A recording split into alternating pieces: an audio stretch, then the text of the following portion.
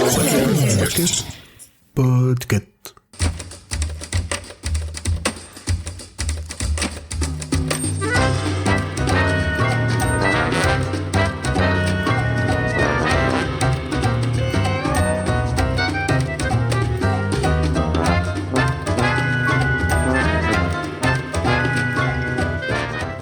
Bonjour tout le monde. Ne changez pas de podcast, ne soyez pas effrayés, détendez-vous. Ici Corée pour vous parler d'un chapitre du Maître des djinns de P.J. Lee Clark. Ce roman a été publié en 2021 chez Orbit et traduit par Mathilde Montier pour les éditions de La Talente en 2022. Certes, c'est un premier roman, mais vous avez deux novellas totalement indépendantes si vous désirez étayer cet univers. Ces deux novellas s'appellent L'étrange affaire du djinn du Caire et Le mystère du tramway hanté. Ce roman a déjà reçu le prix Nebula du meilleur roman en 2021 et le prix Locus en 2022. Il est aussi en lice pour le prix de l'imaginaire de 2023. Autant vous dire que c'est pas une recopiquée des hannetons que je vous sers aujourd'hui. Maître des djinns fait partie de ces histoires qu'on aura du mal à classer entre fantasy, uchronie et fantastique. Jugez par vous-même. Nous sommes au Caire, en 1912. Imaginez qu'une personne ait réussi à ouvrir un portail magique. Nous renouons avec les djinns, les anges, les démons et les anciens dieux. C'est comme si la magie redevenait une science et que l'Égypte en est la primeur. Imaginez les découvertes et applications scientifiques, le bouleversement que ce serait dans la géopolitique mondiale. Dans ce contexte, 24 membres de la fraternité hermétique d'Al-Jahiz sont assassinés. Al-Jahiz, c'est évidemment le mec qui a découvert les portails. L'agente Fatma El-Sharawi du ministère égyptien de l'alchimie, des enchantements et des entités surnaturelles va enquêter, alors qu'elle doit former une nouvelle agente et que nous sommes au lendemain de l'adoption du droit de vote des femmes et à la veille du sommet des nations pour la paix organisé par le roi d'Égypte. On n'est pas bien là ? En voyage en Égypte, se baladant dans le Caire des années 10 dans un tramway totalement écolo car à énergie magique, pouvant demander des services à des djinns, se faire cramer par des ifrites et se faire aider physiquement et spirituellement par les disciples d'Hathor.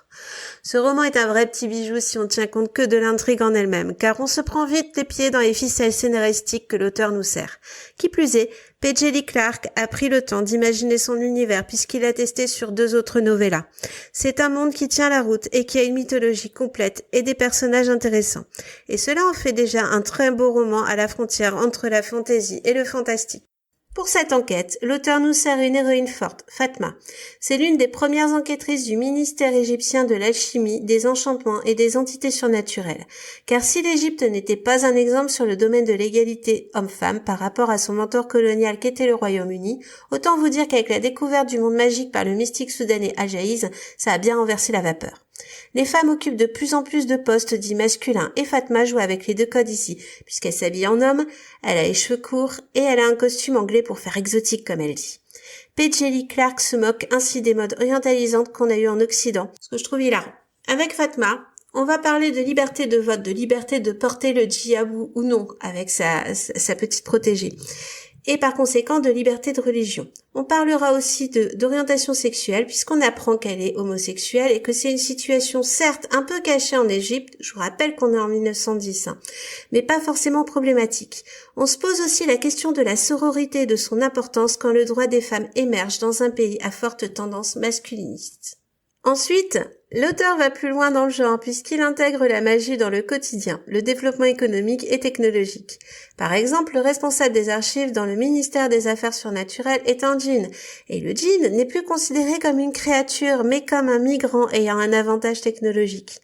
Comme preuve, le don des djinns est le bâtiment du ministère qui est en fait rien d'autre qu'une immense horloge magique géante. Pour chaque élément fantastique, l'auteur prend soin de l'intégrer de manière très réaliste dans l'univers réel. C'est ainsi que de romans de fantasy ou fantastique, peut-être même du steampunk tardif, pourquoi pas, on passe à une uchronie. Pour ceux qui auraient décroché seulement maintenant, et je vous trouve très courageux de m'avoir suivi jusque-là, on va reprendre un petit peu. L'uchronie est une reconstitution fictive de l'histoire relatant les faits tels qu'ils auraient dû se produire. Un exemple très fréquent que vous avez sûrement dû connaître dans la série, c'est le maître du haut château qui prend l'hypothèse de « et si l'Allemagne nazie avait gagné la Seconde Guerre mondiale ?» L'Uchronie est un formidable bac à sable pour les historiens quand ils veulent vérifier des théories sur l'importance d'un personnage ou tout simplement l'importance d'une bataille.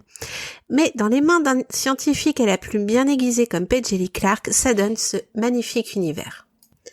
En effet, en donnant un avantage magique qui devient technologique, l'auteur change totalement la géopolitique mondiale.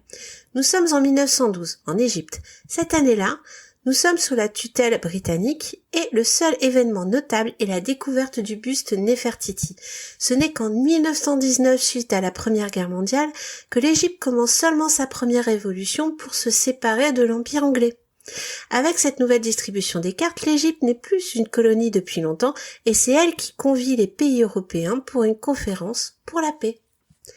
Et c'est sur ce point final que je vais insister pour vous inciter à lire ce roman et pour souligner son importance. Pendant très longtemps dans la littérature de l'imaginaire, on a eu une prédominance de la culture blanche occidentale et masculiniste. Depuis plusieurs années, nous avons des autrices féministes qui apparaissent, nous donnant de plus en plus d'héroïnes fortes et une vision beaucoup moins caricaturale des relations hommes-femmes.